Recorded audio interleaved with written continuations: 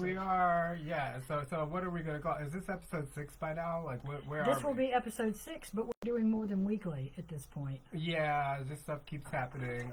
Yeah, so maybe we'll have to eventually take a break from all this coverage and set up our infrastructure a little more. But for right now, there's just so much popping up that we would like to discuss. And as promised yesterday, we want to sort of role model some behavior of speaking truth to power or confronting power, and get to the bottom of what's been going on with this $25,500 per month scandal with our new interim finance director. Unbelievable. Unbelievable. Unbelievable. Yeah, and I actually literally don't believe it, you know. So, but we don't want to talk about that yet, do we? We want to talk about that later, maybe. Like, let's do the phone calls first because it's getting late in the day. Okay, yeah, that sounds about right. But you had something you wanted to say first. Yeah, well, I do just want to do a little mini activism lesson about, you know, how we ought to be conducting ourselves when we are pursuing this campaign to get, let's call it, economic justice in this situation, and not have our taxpayers continually exploited by what appears to be a corrupt decision that just happened, 2 days ago? 3 days ago by now, right? Yeah. And so what we need, there are a few things to think about. All these folks have public phone numbers. Some of them appear to be cell phone numbers. These people, this is part of the requirement for running for office locally. And so, well, usually to become a candidate, yeah, you have to be willing to publish your address and your contact information. That's typically part of the process. I'm assuming based on my experiences in Danville, but these things are, in Pennsylvania County, but these things tend to be replicated all across the board, you know. And so there are some things to consider. First of all, we start with the least intensive intervention. So the least intensive intervention is to approach people as equals and in a local context, in a neighborly fashion, and say, well, look, guys, you're messing up here, so let's figure out how to course. Or just what's going on. Yeah, we want to know what's going on, and because something's fishy, you know what I mean? Something's real fishy about all this. It's beyond belief at this point. And so we want to know what's going on. We want to, in a neighborly way, figure out ways to course correct. And you always do so as an equal, you know, because these people work for us. And so they're not beneath us necessarily, but they're certainly not above us. And one tactic that they consistently use is gaslighting and narcissistic abuse, and trying to make you feel like you do not have any standing to confront these folks about what they're doing. If you pay your property taxes, you have standing. And so, because that's the funding that's going towards all this nonsense. And so you don't demand equality and you don't ask for equality, you assert equality. You just from the outset say, you know, I am a concerned citizen, I have the right to approach you about this. That's the whole reason why your information is public anyway. And so that's what we wish to do. But you don't start in an antagonistic fashion, in my opinion. You start in a friendly, neighborly way, because that's the best possible world and the best possible scenario. The best possible scenario is to, in a very friendly and neighborly way, say, you know, you guys have been naughty here. You know, it worked before. The public pressure caused them to cave on giving themselves raises, despite the fact that no one. That's right. No one believes that they deserve raises. So you know, in a way, this is a gift to us because we're getting to sort of flex our citizen engagement muscles. You know, our activist muscles, our participatory democracy muscles. You know, for democracy to be democratic, the people have to participate, and you don't just participate when it comes time to vote. Because as I keep saying, we are not going to be able to ever vote our way out of this mess. It's just not possible. It's not on offer. They're not offering that. No one's offering that. And so no one currently, you know, maybe in the future. But we have to hold people to account.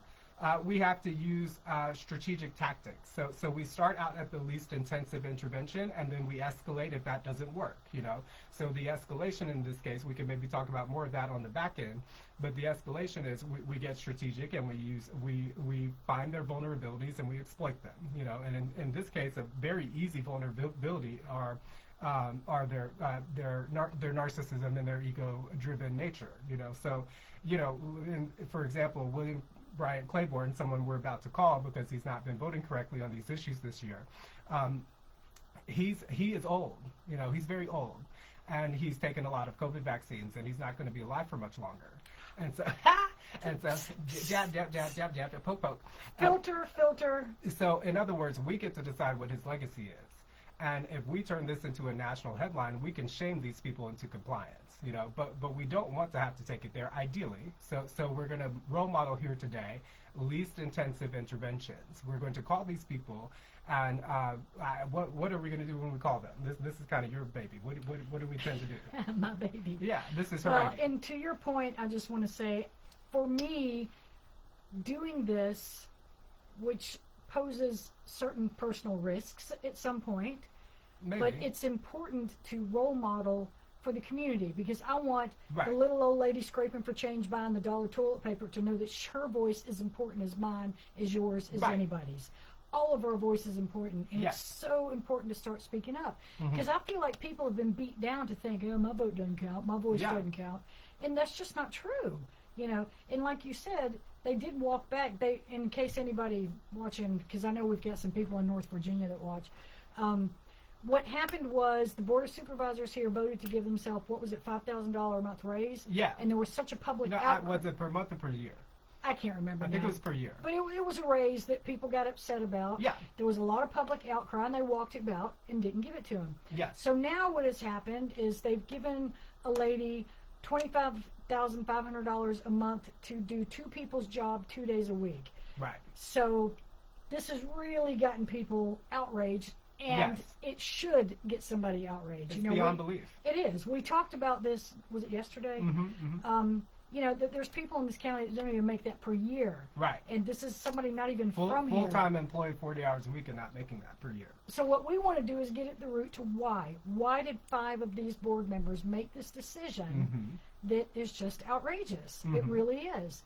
So we're going to try to call them. I don't expect anybody to answer. We'll probably be leaving messages. But we wanted you to see the process. Right. This is how it starts. You make that initial contact. Yes. Sometimes you push it. Sometimes you don't. Like with the YMCA, that went well. Yes. People responded and got back to us. Yes. And I want to invite them to do a podcast with us. Absolutely. Hopefully we'll be remote by then. Come explain yourself. So they can explain themselves. What are we missing? You know, if there's a legitimate reason for Right. this, and most of the people are walking into this, and myself included, walking into this assuming that there isn't. If there is a legitimate reason, what is the legitimate reason? If there's a legitimate reason, why did they all scurry off like cockroaches to avoid public confrontation after it happened? I think I read they didn't take questions or something. They But all we ran want it- off. They all we ran want off. it to be face to face and personal. Yeah. Neighborly. And not just like some blanket statement or BS. Let's talk about this. Neighborly, polite, and respectful. And All then, right. and then if it doesn't work, we escalate. So what I'm gonna do? Oh crap! I forgot to turn my sounds off. Yeah. Oh, my bad. And I mean, it's not. It takes more than just. Oh, I can't turn my sounds off. We're doing a phone call. Okay, yeah. It takes more than just us to do this, you know. So if enough of us are doing this, you know, the more people are doing Exactly. this, the more pressure they will feel. Because I'm sorry. No, go ahead. What I'm going to do is I'm going to go through District 1 through 8, tell you what their status is, when they can. Well, do we want to call all 8? Because 3 of them have been more correct on this. Well, I was going to say District 1 is Riddle. He voted yes for this, Yes. but he's not up for re-election. Right. So we can, yeah, sure, we call him. Yeah. I just kind of wanted to go through Yeah. so people know who's up for election and when, and what they voted, and who's running against them, because we want to call the people running against them as well. I'm not sure at this stage in my recommendation. It's up to you. This is your baby. But I don't see a reason to call the 3 that are voting correctly, like Roller, Well, Wet, and Smart. Okay, well, let's Yeah. start with the 5 that voted to hire this. They approved it. Yeah.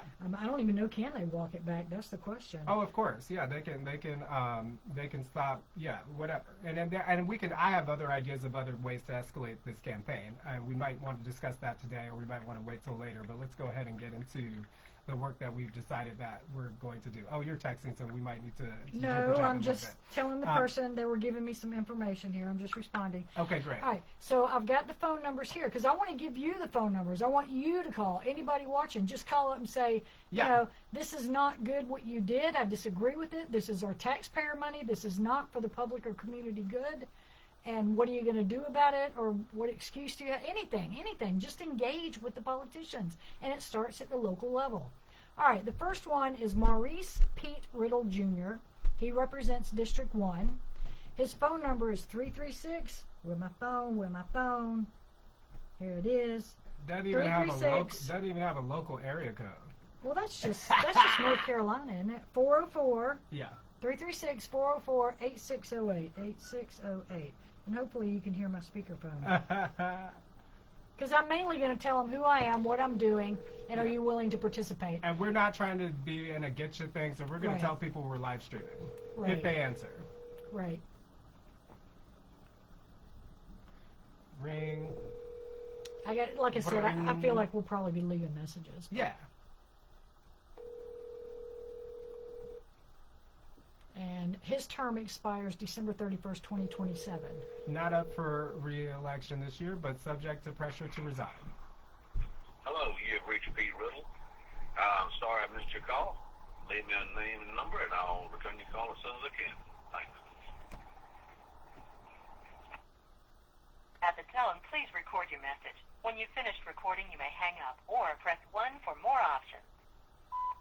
Hi, Mr. Riddle. My name's Lisa, and I'm calling you from a live broadcast called Disturbed Oasis. We're a local podcast, and we discuss politics and wanted to invite you to be on our show to talk about some decisions the Board of Supervisors have made lately.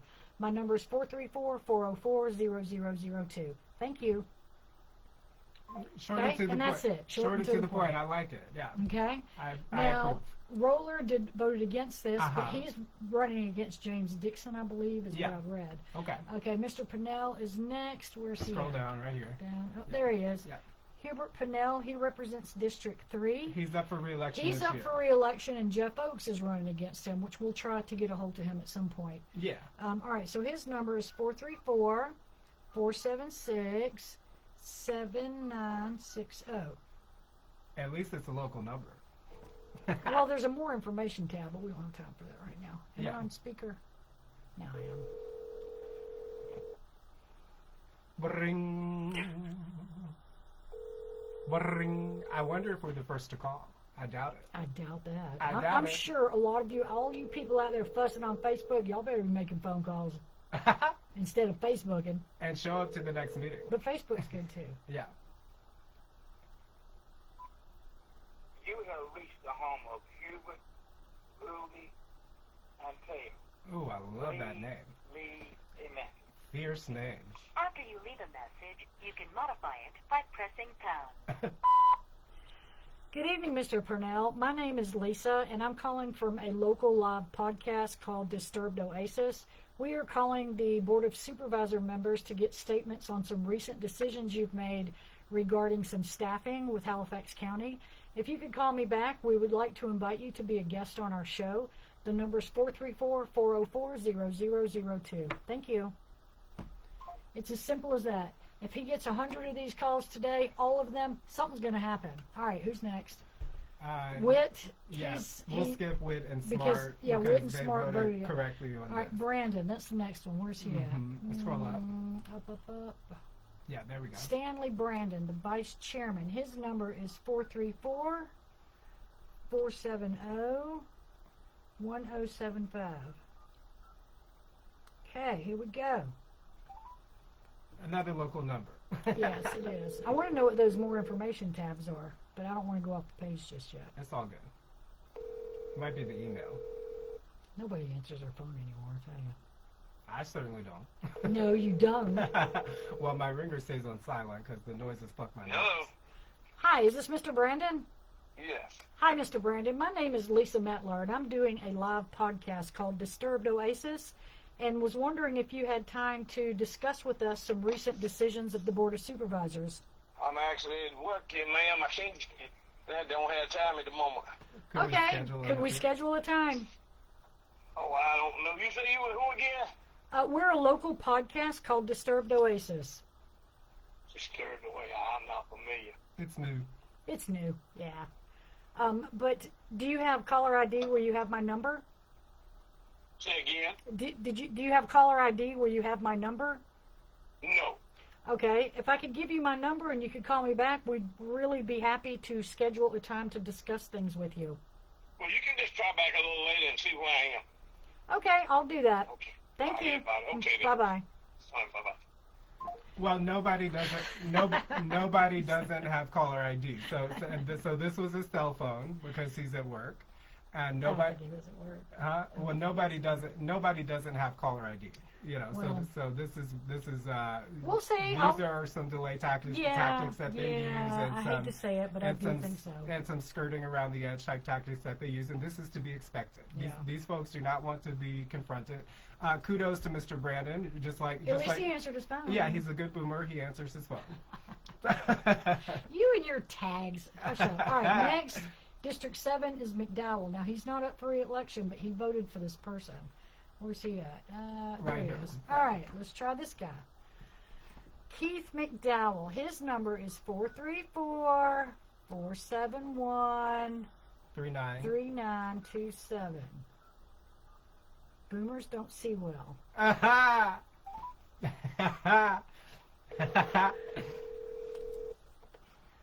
I sent her a generational humor thing earlier. I hope you get a chance I haven't looked at it. to look at it. I had a hectic It's a afternoon. nice little chuckle. It's about how. He's never heard of us. That's funny. Well, we're 3 weeks into it. Nobody's heard of us. Yeah, we're new. Yeah, it is what it is. All righty. We're such rapscallions. Your call has been I didn't forwarded know to that word. voicemail. The person you're trying Yes, to I'm reach is not familiar with the available. term. Okay. At the tone, please record your message. When you have finished recording, you may hang up. Hi, Mr. McDowell. My name is Lisa, and I'm calling you from a live podcast that is aired locally called Disturbed Oasis. We would like to discuss with you some recent decisions of the Board of Supervisors and hope you could schedule some time with us. My number is 434-404-0002. Thank you. Okay. And last but not least, the chair, Claiborne. Mr. The Claiborne, chair, Mr. who Claiborne. the one that I was talking about being old earlier. Why do I feel like I've met him before? Why is there a name? I've met a lot of these guys before. Have you? Yeah. I've gotten to where I avoid things. But anyway, okay, so Mr. Claiborne, the chairman, his Yeah. phone number is 434-471-3781. You know, I don't think, have we ever had a female on the Board of Supervisors locally? Oh, I don't know. Good question. That's a good question, right? It's a little interesting that it's a boys' club.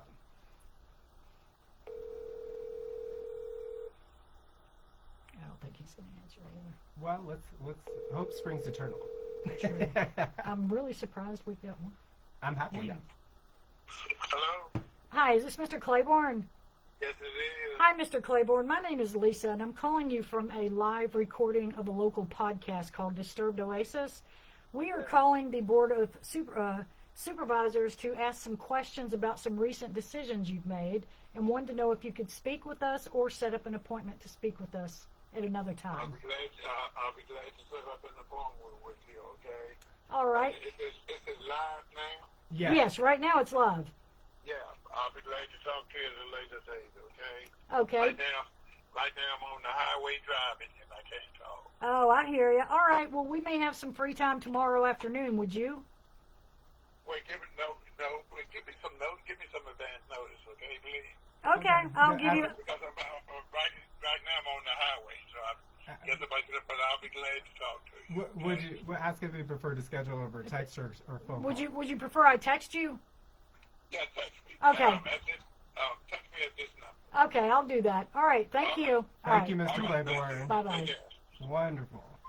Excellent. 2 out of 5. That's not bad. Yeah. That's not bad for a trial run. And we got one commitment, one who tried to evade, and put the And three response. just non-answers yet. And, Okay, yeah, I'm put the I'm happy with that. I'm very satisfied. Yeah, so like- I'll text them for next week's show. Yeah, so we We've start. got to have the remote set up by then because I don't want people. Absolutely. Yeah, of course.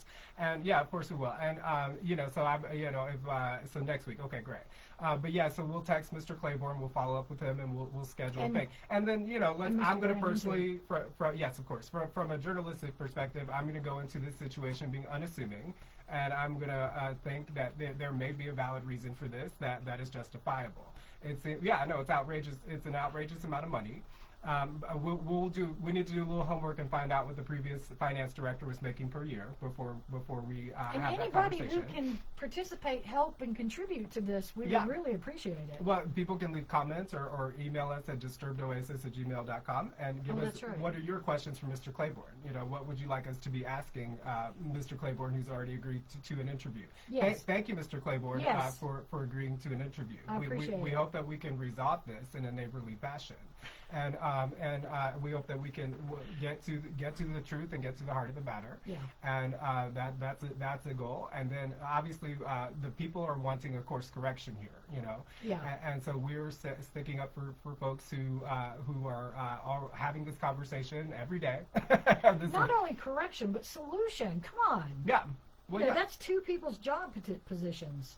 Yeah. I mean, and this on this emergency status level. I mean, that's not an excuse to gouge us. I mean, surely there are other providers, and for that matter, I mean, we have local CPAs. Like you could have found. One of my big qualms is that this amount of money, if you're going to spend this much money, that seems like way too much money to be spending. It should stay local.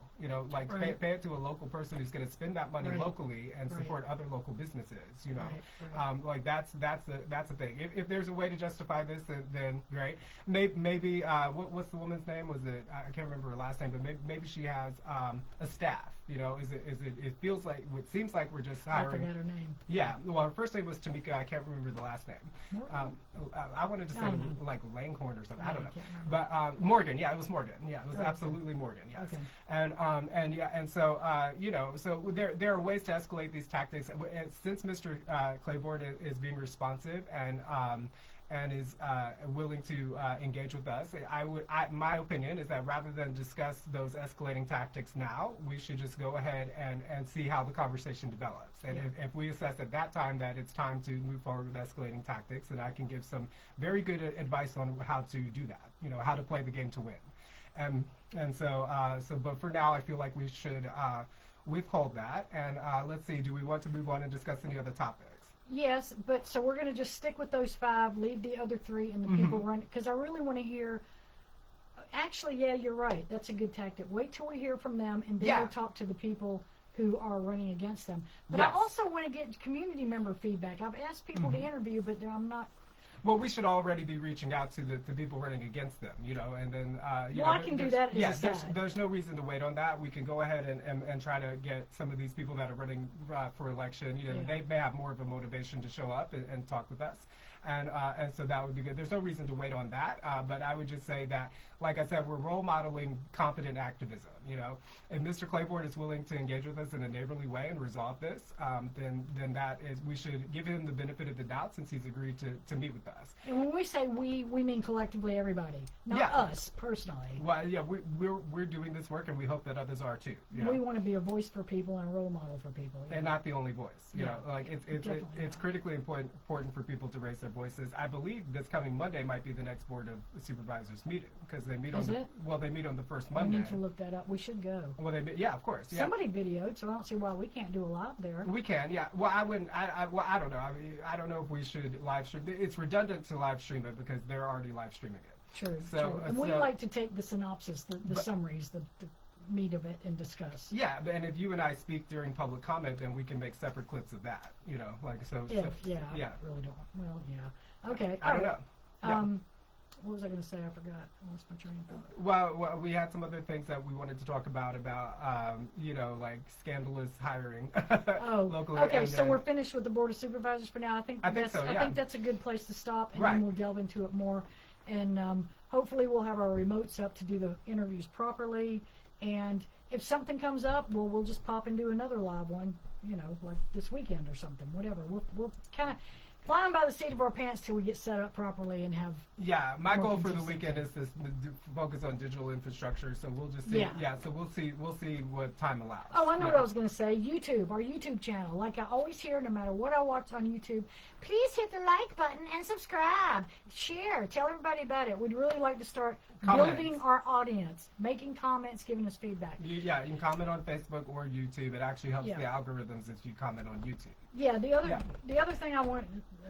Okay. No, The go other ahead. thing I wanted to. Well, I don't want to interrupt. The other thing I wanted to bring up was today I had an interesting experience. I was up in the courthouse and there was, let's see, I don't want to preface and get into too much of it, but Yeah. a person there who was a victim of something and had a escort because he refuses to drive or something, and so he has so he gets people who are advocates. Tri-County Community, that's who it is. Right. They have a domestic violence program where they help people who are victims of domestic violence, give them rides, do whatever. Well, you know, sometimes there's people that abuse the services. But that's not what I want to talk about. That person is inconsequential. What we want to talk about is the person that was at the courthouse representing Tri-County Community Action, working as a victim advocate, was none other than, where is she now? Tiffany Bratton. Tiffany Who Bratton. used to work for the South Boston Police Department and was fired because she was caught with felony embezzlement of public funds. So my question, does this individual testify? Is that part of this individual's role as an advocate? I don't know. I just saw her there giving rides to the so-called whatever. Oh, okay. Yeah. And so, I had to call around because I thought it was court services. I thought it was the witness protection program. I thought all that. And then finally someone said, no, it's not us. It's not us. It's Tri-County Community Action. So I want to ask Tri-County Community Action, Right. what are your hiring practices? Because I know for a fact there are highly qualified people in this county who have had misdemeanors or something minor that can't get an interview or a job there, And people you with no hire people- somebody like that. people with no criminal record who can't get an interview. That's right. So is this because you knew her? Was she a friend of the family? Is it nepotism? What is it? Why did you hire her?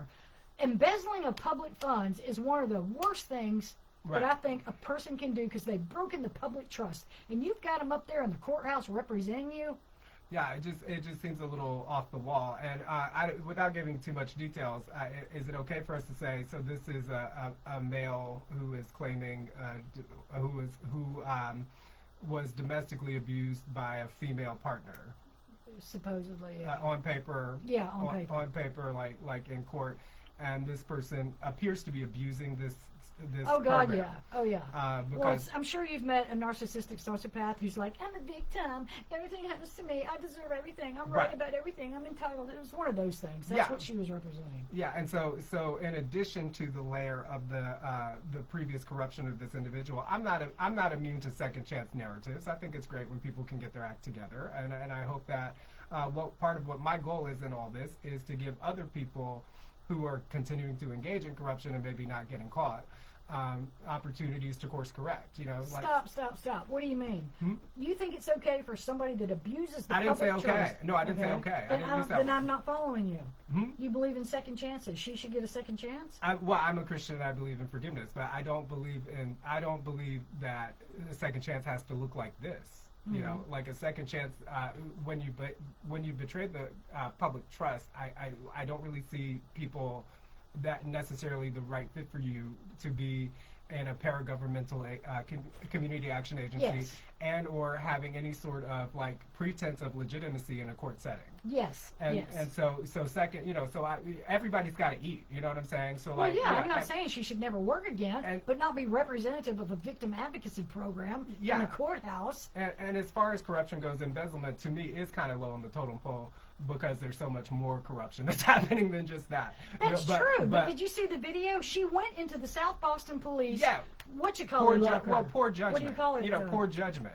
It's poor judgment to engage and Brian in that. Young's the one that put the cameras in and caught her. Everybody saw the video. Yeah, it's corruption. It's like low ethical standards. Like, dare we say low character, and it's also poor judgment. Obviously this is somebody who didn't even think about the fact that it was that she was going to get caught. Right. And so it's poor judgment. And now this poor judgment has manifested again by representing someone who really probably doesn't deserve it, really is not actually a victim here, but just somebody who's playing the system to... Well, and that's just an aside. Yeah, like I said, to get he's what he inconsequential. wants, So this combination of factors that sort of calls this into question. How does this community feel? Halifax County, those of you watching us now, like, how do you feel about this? Yeah. Is this the kind of person you want to be your teller at your bank? Is this the kind of person you want to be in your school teaching your children an ethics class? I mean, come on. Wow. Yeah, things like that. You know, like I said, everybody's got to eat. You know, I'm not saying people should just be Right. banned from employment or banned from like the opportunity to get their life together. But some of these positions of that are, I mean, this is a position of prestige, really. I mean, this is a position of some pretense of a moral authority. Yeah. And, Yes. And so that's what's a little bit like, I'm not quite so sure that this was the best choice to be hired for this type of position when there are so many other people who could do that job. You And know? I'll be contacting Tri-County Community Action to ask them about their hiring practices. Yeah. Because I'm just flabbergasted. Right. Yeah. And you know, so it's that sort of thing. You know, I think that's an appropriate way to go. And again, just like with the Board of Supervisors, start at the neighborly position, start at the friendly, start at the assuming that people want to be reasonable. Try to quell your emotions a bit. It- It's hard. reacting- Are you so mad? Yeah, well, that's right, and the anger is valid, you know. And I'm not saying that you don't express the anger, but we wait. We wait, we escalate, and be in control of it. You know, if you're in a state where you're not in control of yourself, take a step back and wait until you are in control of yourself, and you can still convey that righteous anger without doing so in a way that causes you to lose credibility, you know, causes you to look unstable. You know, it is important to play an optics game at all times, and there does come a time to escalate. I'm not saying that there isn't. You know, you escalate until you get the result that is required.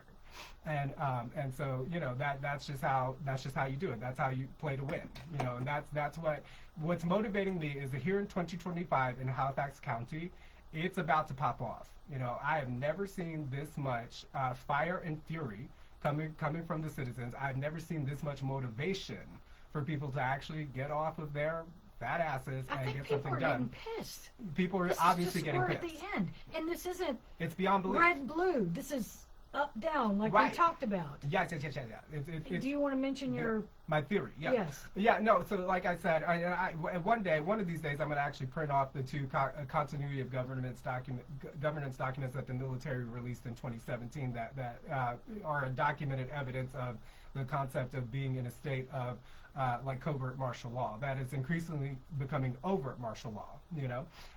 But some of these things that are happening, it's like I said, if you look at the national level, you know, Trump's doing everything he can to alienate his base with these Epstein files and with this support of Gaza, and now, you know, even insinuating that they will send troops to Ukraine.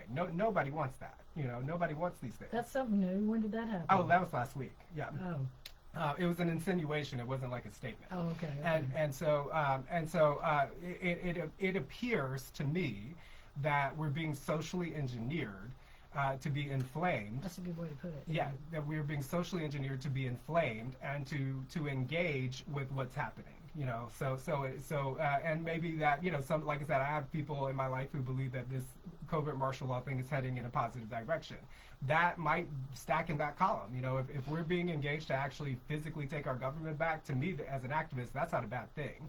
But you know, irregardless, you know, whatever other people's intentions are, we do need to respond, and we need to respond in strategic ways that don't give people a reason to round people up and mass arrest them, that don't give people a reason to commit further injustices. You know, moral clarity and moral authority are the weapons that we have in this battle at this time.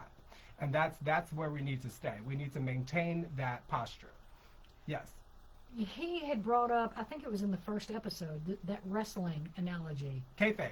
Yeah, like they're all in it together, but Right. they make it look like two teams, so you'll choose a side and then fight against each other. Fight other poor people that resonate with what these people say. Right, You know? and this is what the analogy came to with Democrats and Republicans. Yes. They're all in the same damn game, but they're doing the same thing. Yeah. Like we were talking about with these Murkowski and whomever. And Collins and them, yeah. And, oh yeah, I'm gonna vote no. In the last minute they vote yeah. It's like all to pit each other against each other or make it look like they're gonna try to do something to keep their constituencies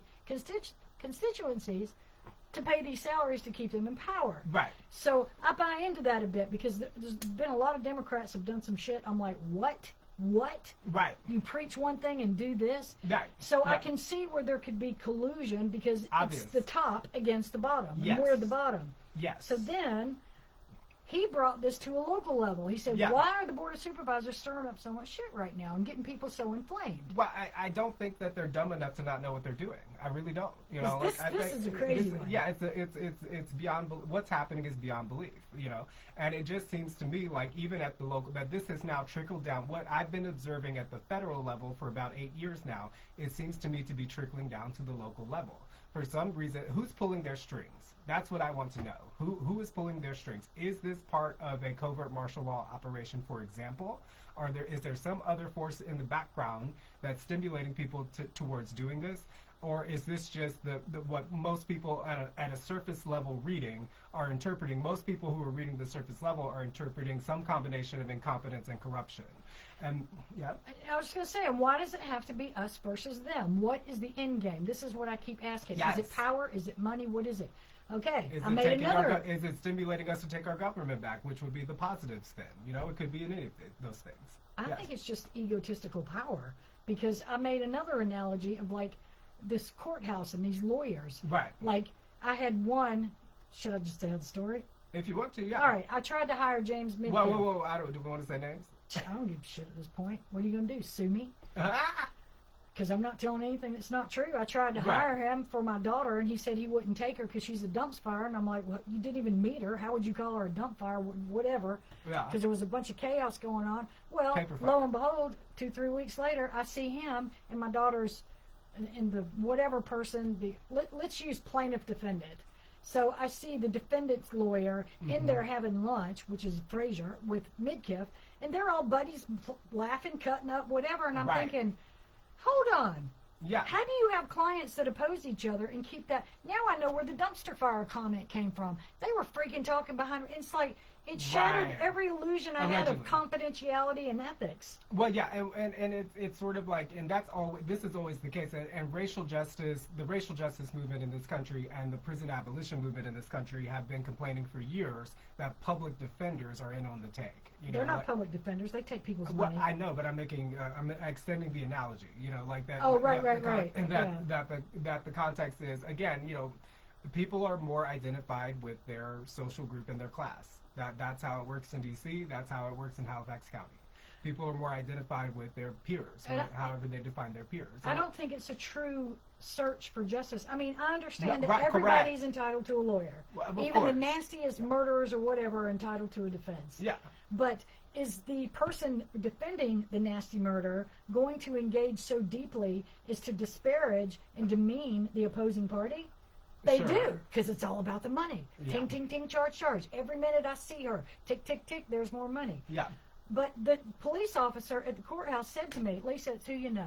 They're all in this together. Right. And I've had several people tell me that everybody that's at this all right. Halifax courthouse, they're all in collusion. Well- It's a game. Who can you get to plead Right. down? We just want their fine money. You don't give a shit what happens to these people. Well, and we see with our own eyes that there are people in this community who could do whatever without impunity or with just getting a slap on the wrist, and then there are people who commit way less crimes that Yeah. they have the book thrown at them. Yeah. So the legitimacy of this system is in question because of these dynamics.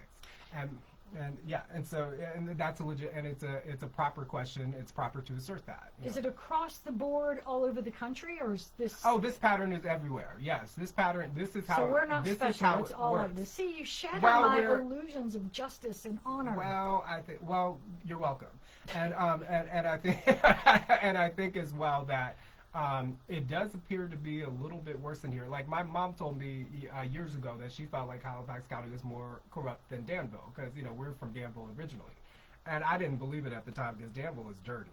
But now, I mean, the more I stay here, the more I think, well, maybe there's something to that idea, So yeah, I mean, there does seem to be something extra here, a little extra, but these patterns are everywhere. Oh, I you wish know. I could get my hairdresser to talk. She's told me some stories. I tell you, Yeah. yeah, about there's some bad corruption here. Yeah, well, and it's like we are entitled to equality under the law, period.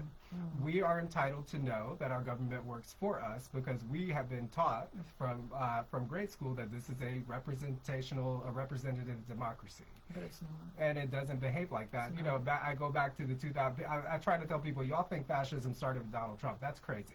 Or oligarchy started with Donald Trump. That's crazy. There was that 2011 Harvard study that did an analysis of the political will of the people versus how elected officials actually vote, and they determined back then that we were already an oligarchy. So I have never been under this delusion that this system is in any way designed to be fair or that anyone ever cares to make it fair. Then where do people's hope go? Where does their hope go? We have to build the if world we're that we in want. this oppressive place that there's never going to be any justice or fairness, what is there to hope for? No wonder people are so messed up on drugs and commit suicide and Diseases of despair. yes, Yes, exactly. and This is a very despairing world. And what you were talking about earlier has a term too, and that's called learned helplessness. And that comes from psychology, I What believe. was I know that. Learned, yeah, I know that. learned but helplessness. What was I talking about that made you think learned helplessness? When you were talking about the people don't believe that their vote matters or that anything that they do Right. matters. You know, Yes. that's- You could that- look at that as learned helplessness. That's learned sure. helplessness Yeah. because it hasn't hitherto mattered. It hasn't hitherto mattered. Like, we have not had the critical numbers. So many people were sleepwalking. So many people were brainwashed that the masses just didn't care. People were comfortable. People were just comfortable enough. Enough people were just comfortable enough to where not enough people cared enough to do anything about it. Now, in the 2020s, what we have is the erosion, the erasure of the middle class. More and more people, the masses are getting into a state where we can actually build political will and we can actually build critical mass in order to get things done. I just encounter way too much apathy. People are just trying to survive. But look at 2025. There has never been less apathy than now, you know. And we can kindle these flames and keep this going. And that's part of what we're doing here on this podcast. Exactly. Now that I agree. I have to do something. Do. So do I. You know, like it's just not in me not to do something. Yeah. And so like we have the opportunity now to build a critical mass here in Halifax Join County. us. There's a critical mass of people who want to address this issue. Like I said, I believe there actually is a supervisors meeting on Monday. You know, Okay. I have a feeling that whether we're there or not, whatever you and I do, no matter what, I think a lot of people are going to be there. And I think a lot of people are going to be expressing, you know, here in Halifax County, you get a public comments section. I believe it's toward the beginning of meetings. And you get and they care about your opinion so much that they give you 3 whole minutes to talk to them. 3 entire minutes. Aren't they so generous? Yeah, well, the town councils actually don't have time limits. They'll let you just kind of come up and talk. I used to go to those, but I've just become apathetic myself. So few people actually exercise that prerogative. You know, I covered South Boston Town Council for 5 months and only saw one person exercise that prerogative of the public comment that entire time.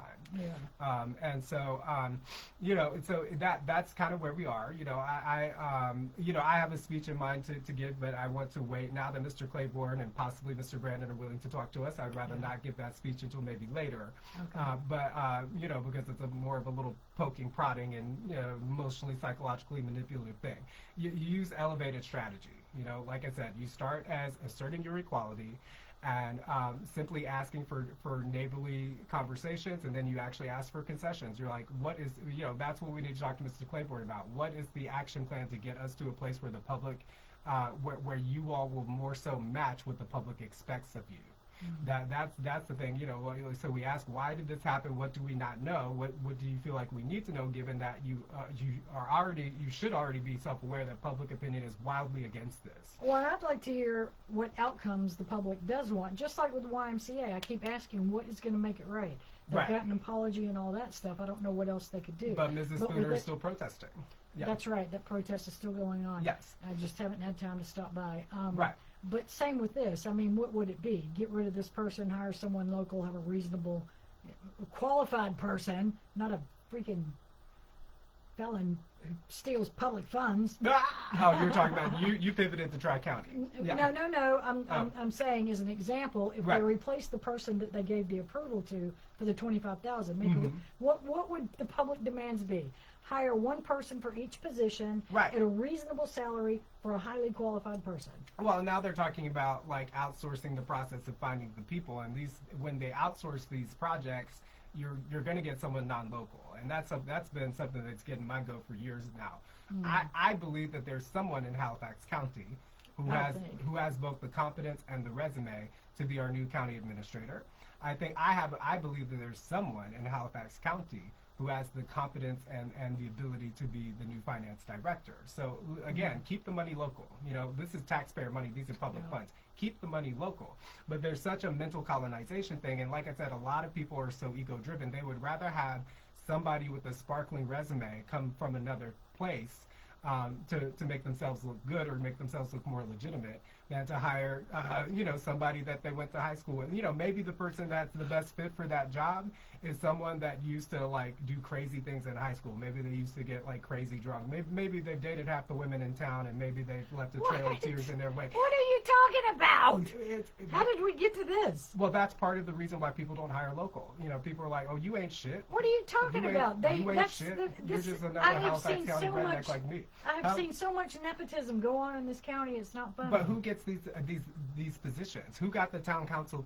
Who got the town administrator position in South Boston a couple of years ago, or a year and a half ago when Tom Robb resigned? Not a local person. They get. Oh, that was the county. That was the city. the town administrator. Yeah, Yeah, town town. of South. See, so that's what. And this is Yeah, he came from a different place. exactly. That's But what local these folks people do. did apply, because I know somebody that did apply that could have done the job. Correct, and that's the whole thing.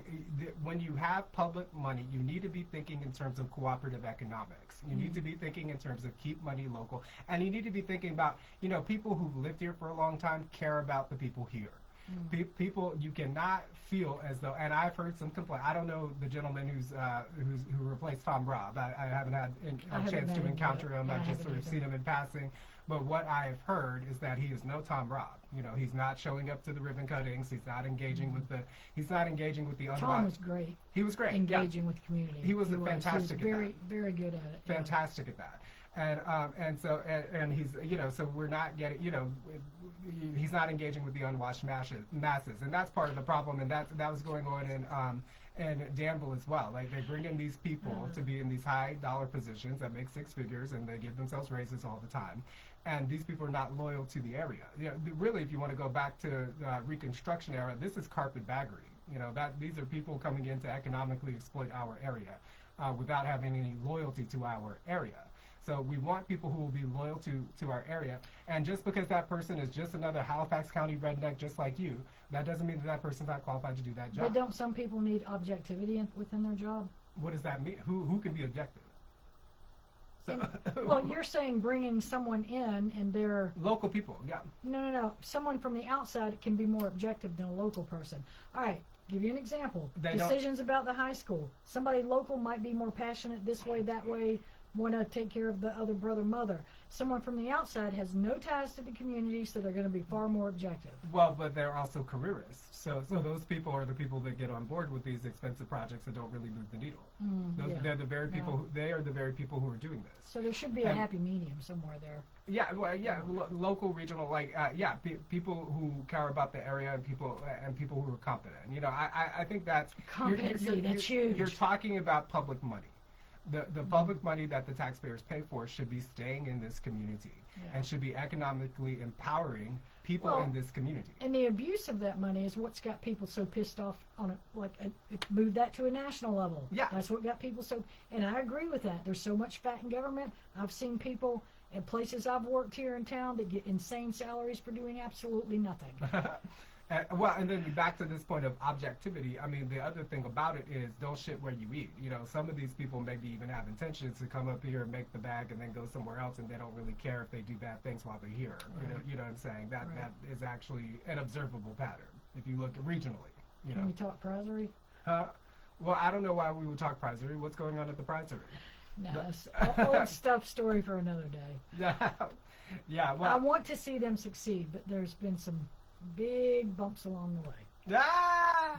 They need I think it's fine. It's fine to have a functionary to be in that position, and then there also should be a creative director to balance that out. You need artists do have to be managed. We've had that conversation many times. Yeah. Yes. Talking about myself here. Yeah. But I think they've got good leadership there for the functionary side. What they need what they need to add into the equation is a salaried creative director, equally empowered to the current director. So someone It's who can. dedicated to community and community resources. Yes, absolutely, and to engaging the entire community. Yes. That's a big part of it. Yes, and be a And- little colorful. Yes, and that's how you're going to make it profitable. They've been doing the same thing over and over and over. They either rotate one of their own into those positions or they bring somebody else from the outside in. What they're doing is not working. It hasn't worked before. It's not going to work this time.